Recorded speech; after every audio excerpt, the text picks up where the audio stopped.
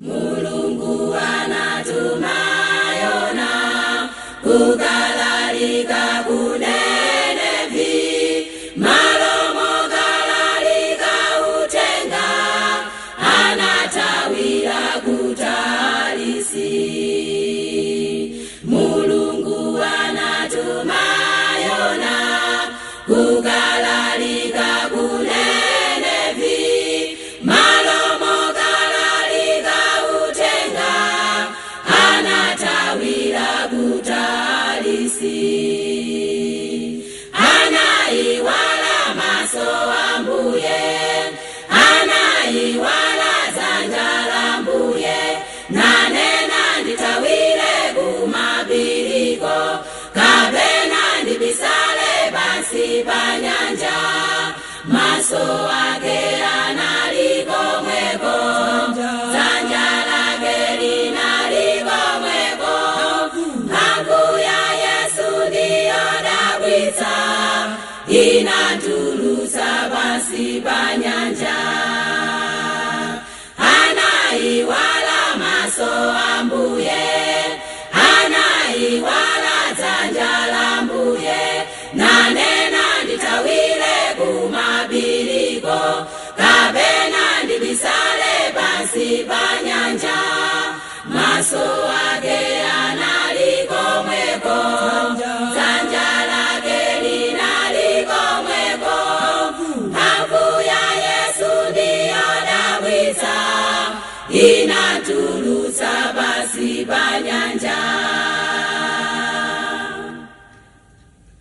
Akristu alelo tikugana, kugalalika utenga wake, tisaiwale kuti tuyona, anatulutsa basi panyanja. Akristu alelo tikugana, kugalalika utenga wake, tisaiwale kuti tuyona, anatulutsa basi panyanja. Anaiwala maso ambuye, anaiwala zanja lambuye, nanena nditawire kumabiriko, kapena ndibisale basi panyanja, maso ake analiko mweko, zanja lake linaliko mweko, mphamvu ya Yesu ndiyo dabwitsa, inatulutsa basi panyanja.